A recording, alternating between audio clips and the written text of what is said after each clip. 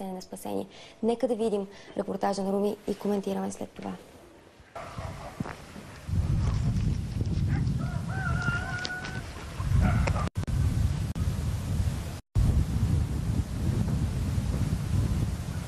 Оряхово, квартал Зелена бара. Пластовете земя буквално се местят под краката. Това всъщност е най-голямото свлачище в България. Първо е активирано през 2007, но през настоящата година то отново започва да действа. Сега обаче старото свлачище се слива с ново и къщите пред очите на стопаните им буквално пропадат в 5-6 метрова бездна. Къщата на Митко била на нивото, на което той сега я гледа.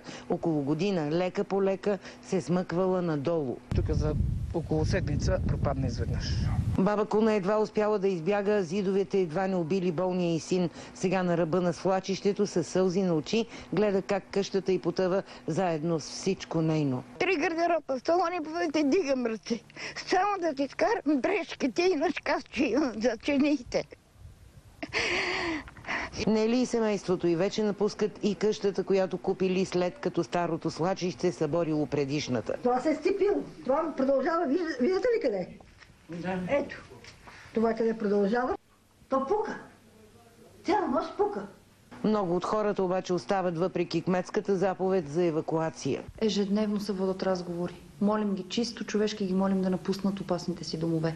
Предложен им е вариант общинско жилище, има общежитие с апартаменти, свободни. Но те отказват, защото там ще ги погълне друга бездна, безпаричието. В нацепения дом на Галя, след като старото свлачище съборило къщата им, под един покрив се приютили 4 поколения. И стари, и млади, обаче са безработни. Глад, голям син. Разбери, че няма какво да доседе. Пращат ни горе в общежитията на ток. Нито съм на работа с 42 лева, дали мога да се поддържам. Горе не мога да се топлиш, само на ток взимат. Ще направим предложение да поемем тия текущи техни битови разходи. А спасение за къщите и хората наистина няма. Хлъзгателната повърхност е на 100 метра дълбочина, което практически го прави неукрепаемо на този етап. Затова в Оряхово с горчива ирония твърдят, че в този град недвижими имоти няма и със сълзи добавят: спасение също. Засъбуди се Румяна Попова. Недвижими имоти няма в Оряхово. Чухте сами. Доцент Добрев, причините. Проблемът е огромен. Видя се от кадрите, от репликите на хората. Причините са много там. Причините са и основно в подземните води, но там има и един друг фактор, той е техногенният фактор.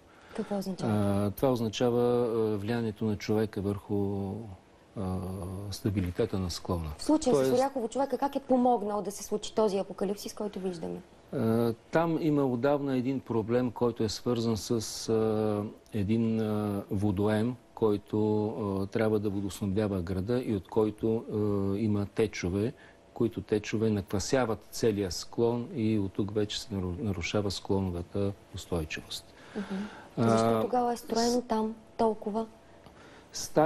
Между другото, искам да ви кажа, по стари доклади, там отдавна също имало свлачища. 50-те години, 70-те години. Има около 500 къщи, които са били разрушени по време на 2 големи масови свличания през 70-те и 50-те години. Изградени са били много големи, много солидни съоръжения, които, за съжаление, още 86-та година по един доклад на Водоканал проект е описано, че тези съоръжения са в плачевно състояние. Тоест те не се поддържат с днешна дата. Те не са поддържани. Не са поддържани, защото това струва пари, пък пари няма. Това ли пак е обяснението? Разбира се. Хората... Както и да е. Знаете ли, аз имах възможност да се запозная много детайлно с свлачищата в Оряхово в последните 10 години близо, след 2007 година непосредствено. Оряхово като че ли фокусира в себе си целият проблем на свлачищата в България. Разбира се, той започва от липсата на пари. Не може едно свлачище, каквото е това в квартал Изток, това, което каза и доцент Добрев, то беше провокирано от това, че някой беше забравил да поддържа дренажните съоръжения там. В резултат на това държавата отдели близо 8 милиона лева, за да може да го стабилизира.